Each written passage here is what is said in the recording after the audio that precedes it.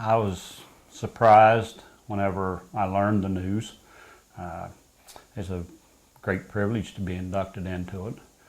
I spent all my life, working life in forestry, and certainly that is a crown jewel as far as the end of my career to be able to be inducted into the West Virginia Ag and Forestry Hall of Fame.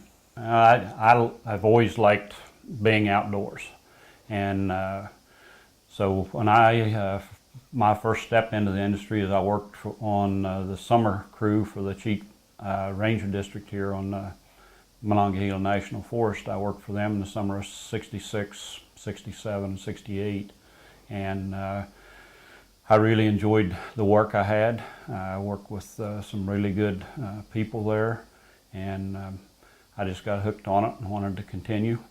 And after I went to school, was able to get a job at Glenville for a few years right after I got out of school, and then went, lucky enough, went to MeadWestVaco, or WestVaco at that time, and I spent 36 and a half years with them. And they were what I feel is an excellent company. They did really good timber work, were conscientious, and that's one of the reasons I stayed with them.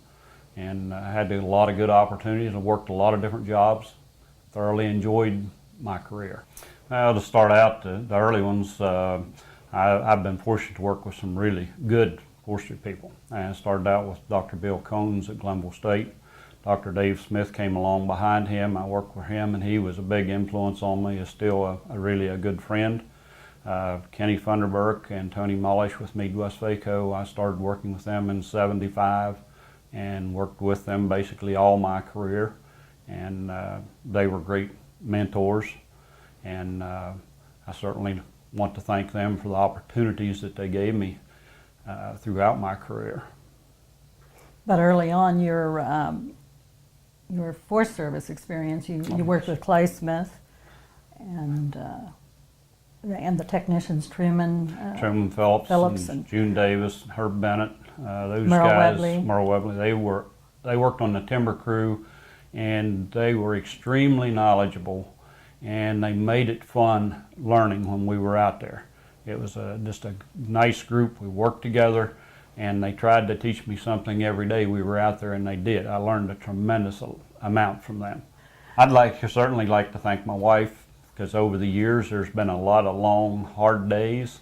I left a lot of early mornings and didn't get home till a lot of late nights, and traveled a lot, and she was there all the time, and supported me and took good care of our children, and I certainly couldn't have done it without her. She was always supportive all the way through.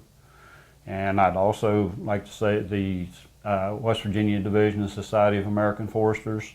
I've worked within that division for years. I've been a member since '72, and there are just so many good foresters and good people in there that you learn from as you work through there. Bill Kidd, who just passed away with the division with extension at WVU. Bill was always a good mentor and there to answer questions and help you out.